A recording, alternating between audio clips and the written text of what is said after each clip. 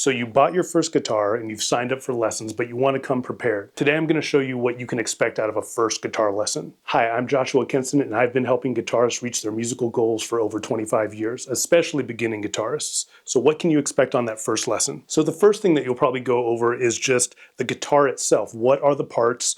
What do you call them? So you have a common language with your teacher. So looking at the guitar, I have a steel string acoustic here. You may have an electric, you may have a nylon string guitar, all basically the same setup. Looking at this, we have 6 strings, assuming you have a 6-string guitar, not a 12-string or a 7-string. Most everyone starts on a 6-string guitar. We have 6 strings, strings 1 to 6. They also have letter names, E, B, G, D, A, and E. You'll notice it goes from a low to a high pitch, so low tones all the way to higher pitches. We tune our guitar up here. These are called tuners. This is the nut of the guitar. This is the fretboard. These are frets, these little metal bars here. You may have markings on the neck of your guitar, both on top here and then on the side of the neck as well. These are just fret markings. We have single dots on this up until we have the double dots up here, which indicates the 12th fret. On acoustic, we're going to be spending a lot of time in this kind of area right here between the 1st and the 7th fret. Higher than that, especially on an electric, you're going to be getting in this area when you want to do things like soloing and riffs and whatnot. But we're going to be focusing, especially as a beginner, right down here in the kind of like first 5 to 7 fret range. This is the sound hole. This is an amplifier in a box. So this is where obviously the sound comes out and gets projected. On an electric guitar, if you're not plugged in, you'll notice you can still hear the strings, but it's certainly not as loud as something like an acoustic because we have this box that allows it to project the sound outward. We have the bridge up here. This is where we would go to change our strings, where the strings are attached both on the bridge end and the tuner end. On an electric, you're going to have things like a tone knob, a volume knob, and a pickup selector as well. Now that you know what the components of the guitar are, how do we hold it? Well, most guitars, whether they're acoustic or electric, are going to have a shape to them that kind of allows to sit right on your leg there. And we just want it to rest there.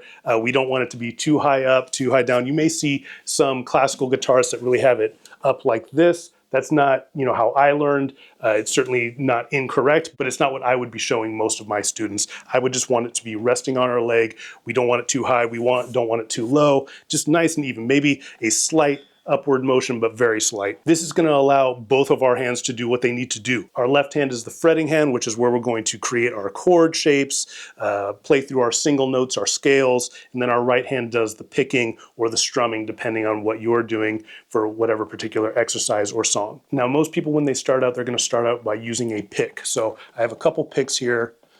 They make them in so many different sizes and even shapes. This is kind of a standard looking teardrop pick. I would say if you're a beginner, just go for a medium pick.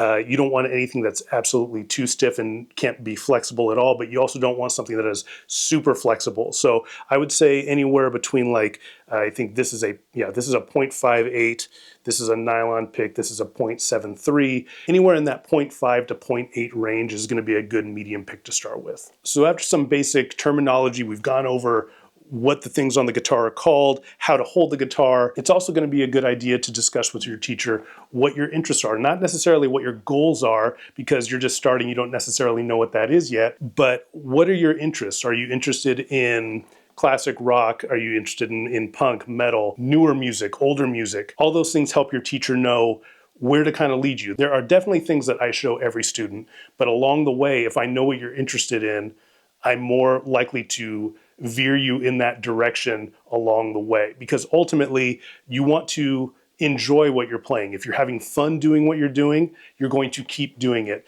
The students that I see that are just drudging through learning things that they think they need to learn and not having any fun along the way are the ones that don't stick with it. Now, I'm not saying you shouldn't be open to learning things that are uncomfortable or not maybe your preferred style of music. You definitely should be open to that, but you should also be playing things that you enjoy right off the bat. So we're at the point where we're probably going to start playing some actual music on the instrument.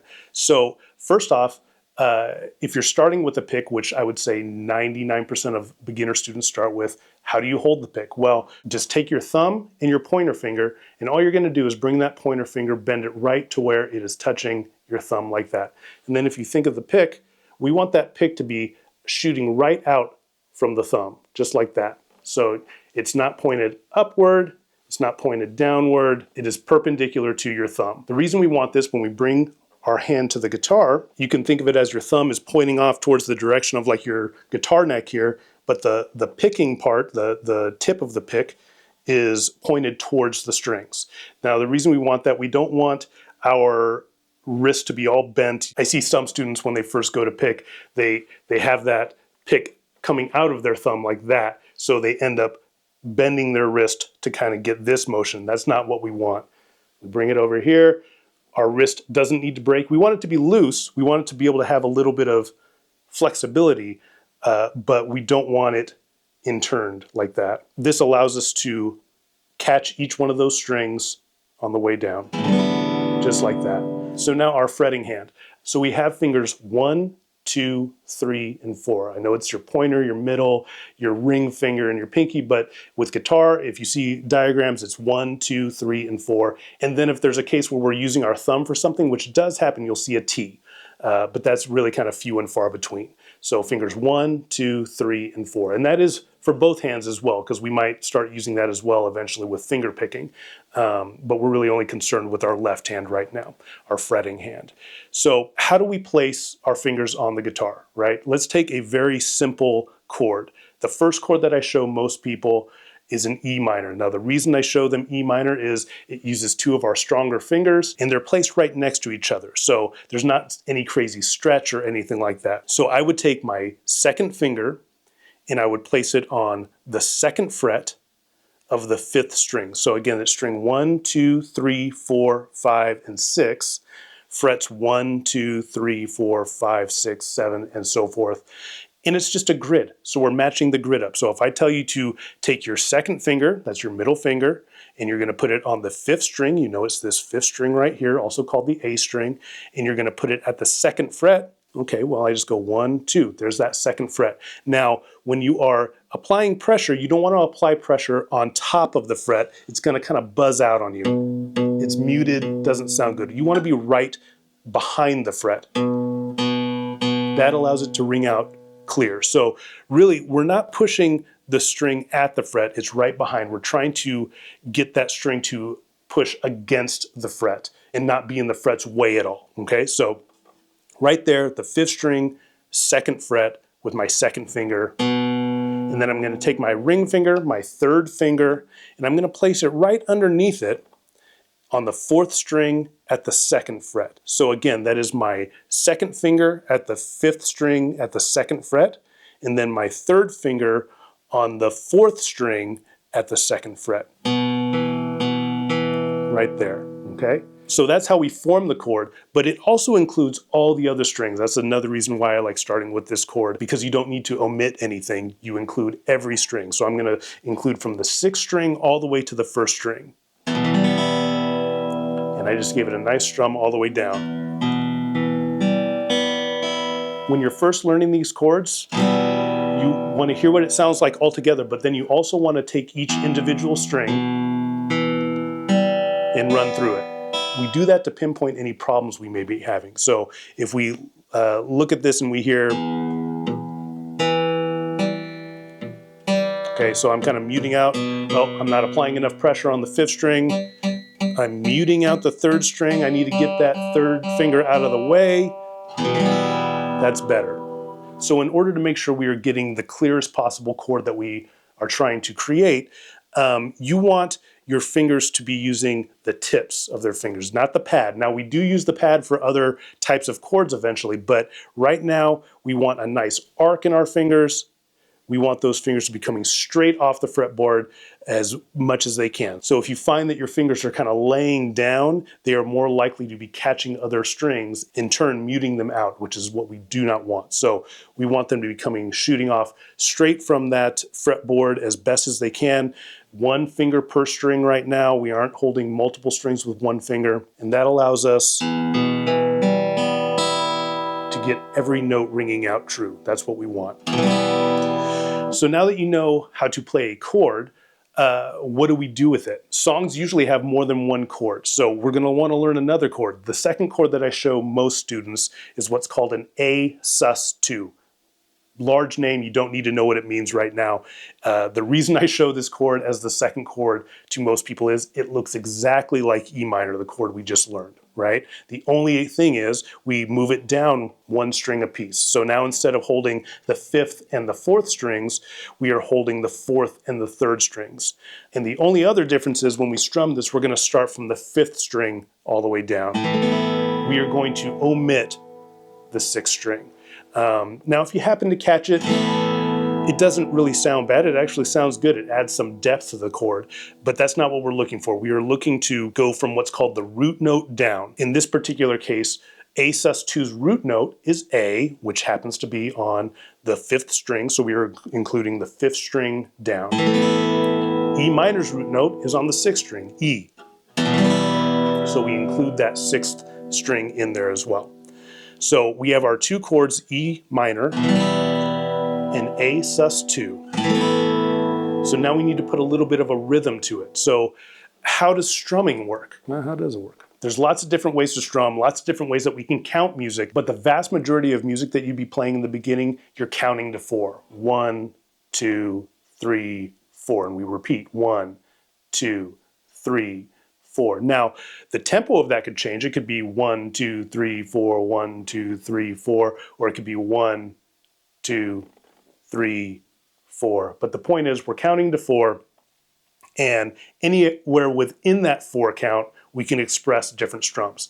Now, to begin with, I would just start by strumming on the 1, and then allowing the rest of those beats to ring out, giving you time to just hear the chord and to have time to move to the next chord. So how this would work is you would have a 4 count in, 1, 2, 3, 4, and then we would strum on the following one. So that's 1, 2, 3, 4, 1, 2, 3, 4. Again, 1, 2, 3, 4. So in this case, we went through 2 4 counts on that E minor, only strumming on the first beat. So after those 2 4 counts, we're going to move to the A sus2 and do the exact same thing. We're going to strum on the 1 for 2 4 counts through.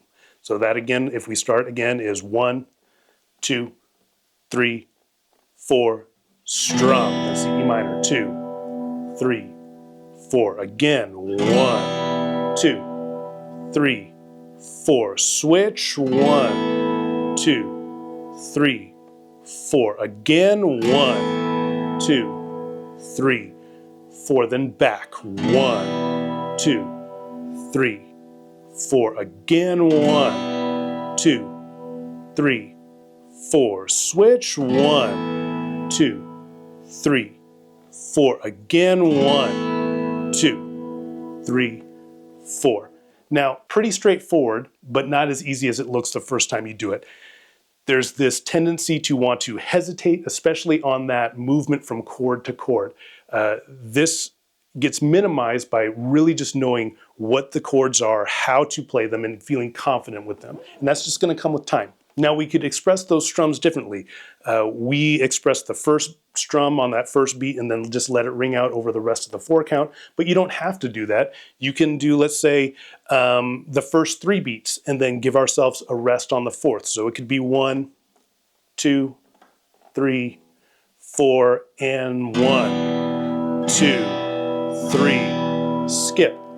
1, 2, 3, switch, and 1, 2, 3, 4. Again, 1, 2, 3, back, and E minor. 2, 3, 4. Again, 1, 2, 3, switch, and 1, 2, 3, 4. Again, 1, 2, 3, 4, and so on. Now, obviously, there's a whole lot more to learn about strumming. We haven't even talked about up strums yet, right? We were only focusing on down strums. But for a first lesson, I try to get people playing as fast as possible, and I hope other teachers do too. So usually I'll start with an E minor and an A sus2 just to get you playing something musical right away. And then at following lessons, we go into more open shape chords that are going to allow us to play a lot more progressions and songs. Now let's talk about single note finger exercises. So you may have heard the term before, scales. Yeah, you're going to be learning a lot of scales. Some people like to play them, some people don't, but they are very helpful and you can learn a lot of finger control. I usually get people going with a finger exercise that really isn't a scale that you would learn. It's not a major scale, a minor scale. It's more of just, we're going to include everything. And I usually start with a finger exercise in first position. What does position mean? It just means, where does your first finger play? Is it at the first fret? Is it at the second fret, the third fret? And then what does everything follow afterward, right? So this is in first position, meaning my first finger is going to play any string at the first fret. My second finger is going to play any note that falls on the second fret. My third finger is going to play any string that falls at the third fret, and then my fourth finger is going to play any note that falls on the fourth fret on any one of these strings here, right? We're going to start with a finger exercise that includes all the notes, but we're not going to use the pinky just yet. We're going to keep it simple with our stronger fingers, our first, second, and third fingers. So what we're going to do here is we're going to take our thumb, and we want it to be about midway down on the guitar here. We don't want it up here. We don't want it way down here. We want it right at the middle of the neck there. And then we're going to couple our fingers on the other side. Obviously, we don't lay all of our fingers down at the same time, but this is just a way to visualize and see how to get your fingers to spread out the way that they're going to need to, okay? So again, that thumb is kind of sitting midway down on the back of the neck. It's kind of in a crescent moon shape, not crazy, but it's just resting there. You don't need to apply much pressure. And then our fingers fall into place in that first position here. So we're going to start actually with the open string. So we are on the sixth string. I'm going to play it open. Now, if you notice here, my fingers aren't all hanging out up here. They're not spread far from the fretboard. I'm keeping them nice and close here. So we play that open sixth string, and then I just place that first finger down on the first fret of the sixth string and play there. Then I move to my second finger at the second fret. Now, I did not leave my first finger hanging out there. I lifted it up. As soon as I got that second finger down, I lifted up that first finger. Then we move on to our third finger. Same deal. They aren't getting all crazy, moving away from the fretboard. They're sticking close because we're going to use them very soon. So again, that is the open sixth string, the first fret on the sixth string, the second fret on the sixth string, and then the third fret on the sixth string as well. And then we're just going to repeat that pattern all the way down through all the strings. Next string. I'm just doing down picks through this. Next string. Third string. Second string. And then finally the first string. Now, a couple things to note about what we're trying to achieve with this. We're trying to achieve steadiness in between our notes. We're not going...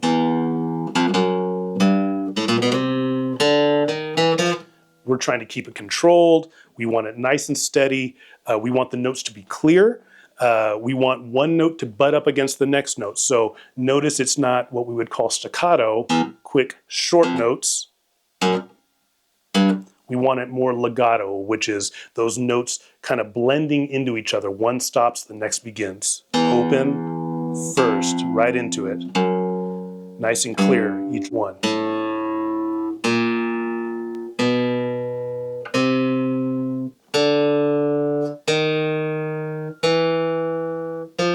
And so on. So that's what you can expect from most first lessons with your teachers that I've seen.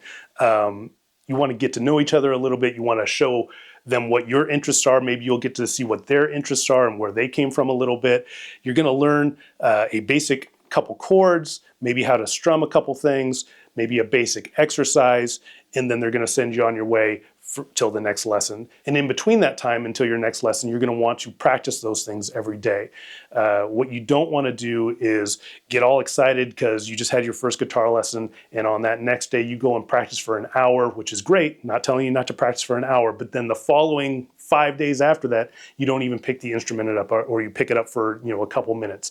It would be much better for you just to spend 10, 20, 30 minutes a day consistently throughout the week. Short bursts of exercises that are consistent, as opposed to one long session and then not even picking up the instrument for the next week. Your learning process is aided much more by that than just burning out on one long session. So I hope you found this helpful and informative. If you did, make sure to like this video and subscribe for more. I got a lot more on the way. And if you are a new guitarist, I actually have linked down below a list of 13 things that all new guitarists should learn. So if you're interested in something like that, I have that linked in the description. If you have any questions, I'd love to be a resource. Just leave me a comment down below and I'll respond to the best of my capability for you. Thanks for watching. Again, I'm Joshua Kenson, and I'll see you in the next one.